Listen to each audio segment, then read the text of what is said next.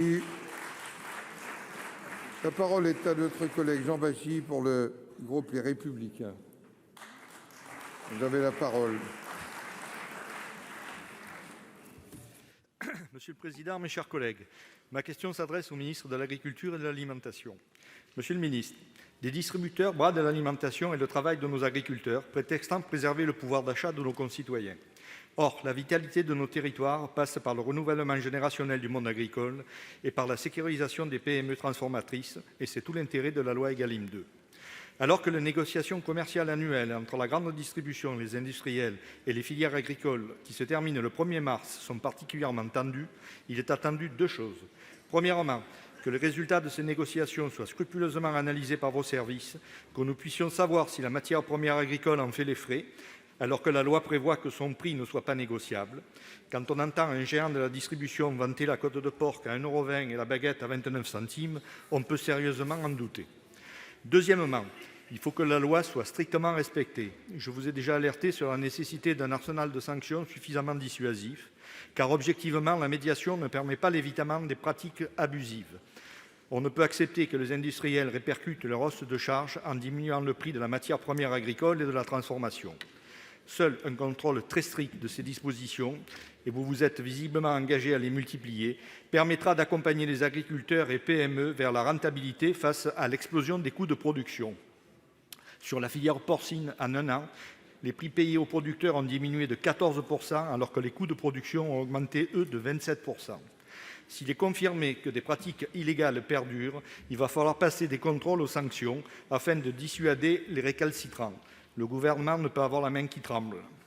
Monsieur le ministre, vous engagez-vous avant cette échéance du 1er mars à sanctionner les contrevenants et rendrez-vous publics les chiffres des résultats de ces négociations ? Pour vous répondre, la parole est au ministre de l'Agriculture et de l'Alimentation, Monsieur Denormandie. Vous avez la parole. Monsieur. Merci beaucoup, Monsieur le Président, Mesdames et Messieurs les sénateurs. Monsieur le sénateur, la réponse est oui à vos deux questions. La rémunération, c'est la mère des batailles, vous l'avez dit. C'est la mère des batailles pour nos agriculteurs, mais tout simplement parce qu'il n'est pas possible de faire d'agriculture sans agriculteurs, il n'est pas possible d'avoir d'agriculteurs sans rémunération. Donc c'est la mère des batailles.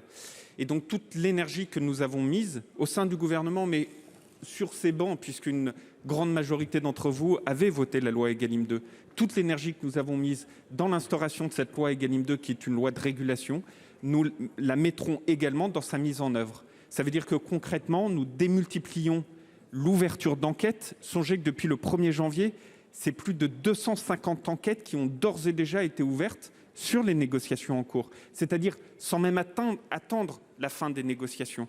Deuxièmement, ce sera une tolérance zéro dès lors que ces enquêtes auraient montré de manière claire que des actions ont été illégales, c'est-à-dire que la loi Égalim 2 n'aurait pas été respectée. Je voudrais saluer les services de Bercy sous l'égide d'Agnès Pannier-Runacher, notamment la directrice de la DGCCRF et ses équipes, qui sont à pied d'œuvre, main dans la main avec le ministère, pour faire en sorte que ce soit tolérance zéro. Et je ne peux pas être plus clair. Troisièmement, oui pour publier l'ensemble de ces sanctions pour que les consommateurs, les Français, les citoyens sachent ceux qui jouent le jeu et ceux qui ne jouent pas le jeu. Et je terminerai juste en disant à toutes celles et ceux qui refusent encore d'appliquer la loi Égalim 2, ce qu'ils sont en train d'organiser, c'est la délocalisation de notre agriculture, la délocalisation de notre souveraineté agroalimentaire. Et je suis sûr que vous, comme moi, nous nous battrons avec force, avec détermination pour les empêcher de faire cela. En tout cas, soyez assurés de notre mobilisation. Monsieur Bachy.